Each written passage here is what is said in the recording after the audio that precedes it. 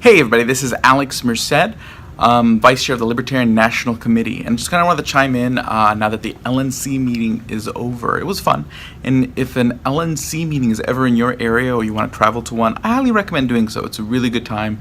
There's usually multiple social events in the evening, so that way libertarians can mingle and get to know each other and discuss the things that need to be discussed. It's good times. Now, this was the end of year meeting, which means it's the budget meeting. And it was a long weekend for some of us as we had to tackle some challenges.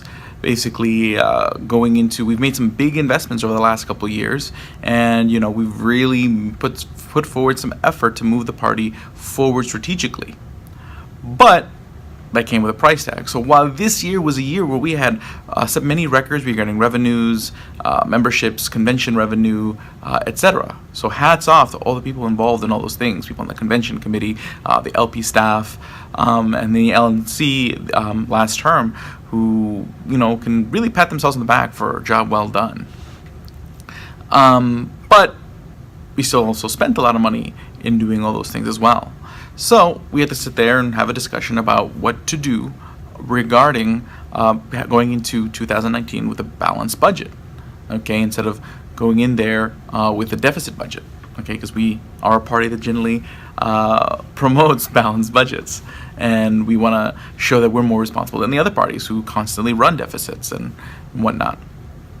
So, and again, the fact that we sit there and said, okay, we're going to allocate less funds to particular areas doesn't necessarily mean we can't spend more in those areas.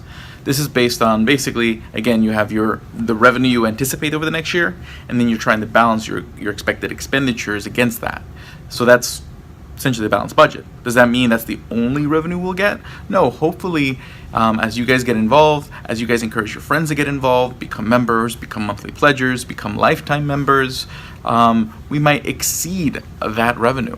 Okay, which means we can add back more issues of the LP News, which means we can add back more ballot access support, candidate support, and all the other things that in 2019 at least we'll be pulling back on.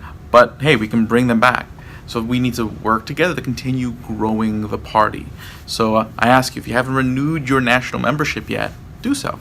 If you haven't thought of becoming a monthly pledger, which gets you an extra newsletter, the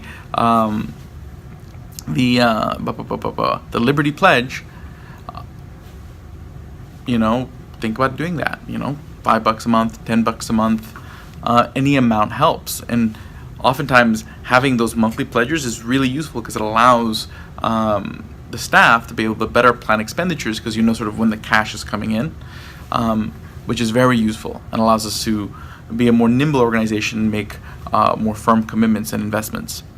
And if you aren't a lifetime member and getting your cool lifetime membership pin, which mine I don't have on me right now, but you get a cool lifetime membership pin, think about doing that as well, okay? And you get invited to cool events and stuff like that. So there's benefits to taking on those extra obligations, but those extra obligations also allow us to keep investing in staff.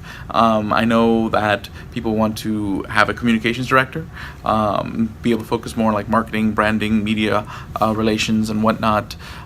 We would also love to have more additional fundraisers and whatnot, so that way we can continue growing this operation.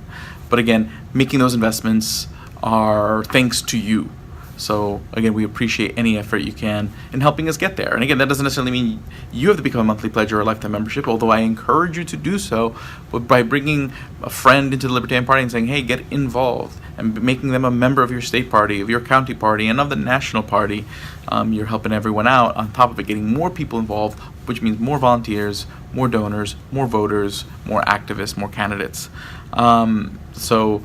And again, at the end of the day, this is all for the same thing that we all want, to get the liberty message out there in more ears, in more minds, in more hearts.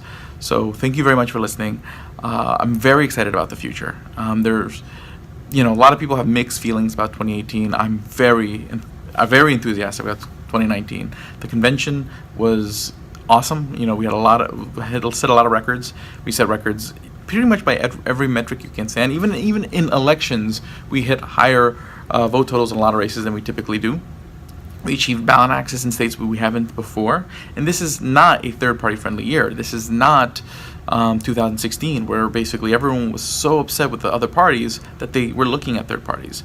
This is not, you know, a year where people were looking for another option. They were looking to defeat the option they thought was scarier. It was a fear-based election. And in that environment, by all intents and purposes, you know, you'd expect a clawback. But we grew still. We grew. We didn't grow as much as everyone wanted, but we grew, and that's amazing. And again, this is a high turnout election, and our percentages grew in a lot of races, which means we got more votes. Or even if when the percentages stayed the same, that means a growth, because a percentage of a higher number means more votes. So by all metrics, this was a good sign. We learned a lot of lessons about what works this year, which means we can use those tools and those lessons more effectively in future years. And basically, I don't see any downsides to 2018, and I'm very excited about the future. So stay involved, be excited. There's a lot more to come. Thank you guys very much.